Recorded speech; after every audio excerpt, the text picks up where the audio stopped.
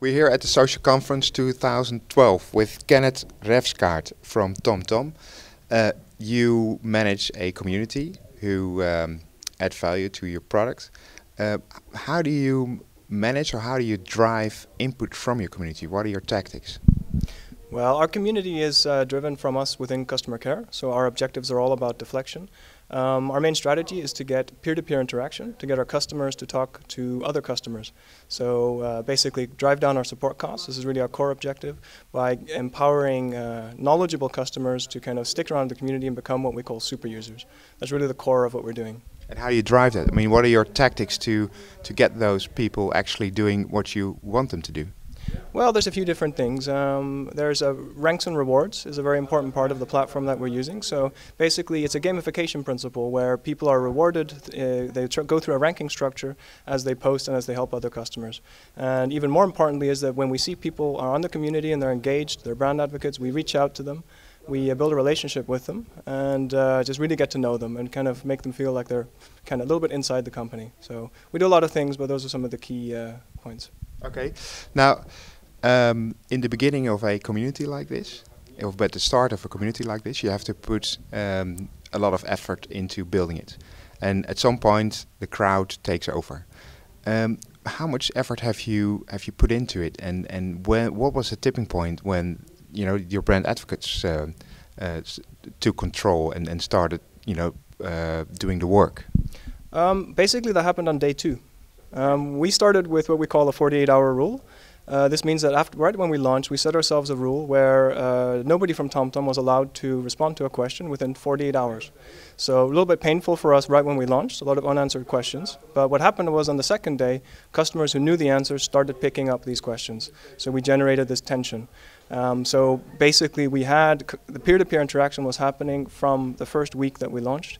So we've never actually had more than one person full-time dedicated on the community. So very little staff interaction actually. We interact where we need to, but it's really a customer community, customers talking to customers.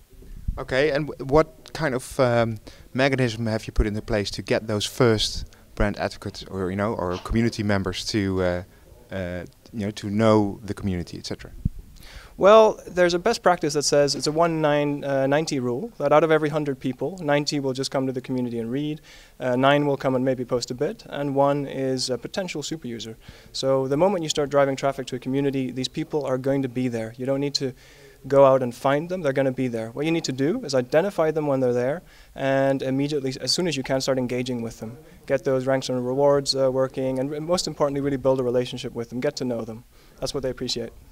And how do you deal with the international scope of TomTom? It must be difficult to build something like this in all kinds of different languages and platforms, etc. Well, we launched in English only.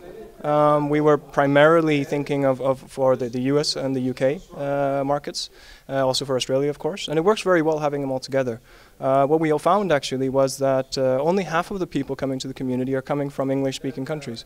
So we have a truly global community. We have a lot of people coming from Germany, from France, other countries in Europe, and it actually works very, very well. Our products are similar around the world. Customers like talking about similar topics, so it's very good having a multicultural international community in one place. Do you reach native speakers? I mean, for instance, in Holland, that some of your audience might not speak English well enough, or want to read it in Dutch. How you feel about that?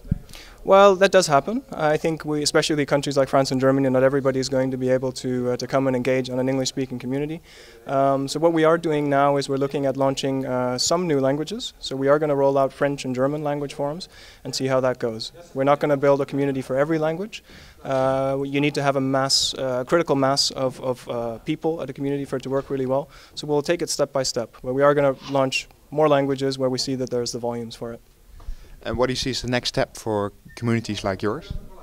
Well, I think there's so much amazing stuff happening in our community. I think taking it forwards, it's about making the voice of the customer on the community more central within the organization. How do we get that feedback into the company? And also, how do we get the brand advocacy that we're building in the community, how can we bring that into the wider social web? So these are the things we're thinking of for this year. Okay. Thank you very much. Thank you.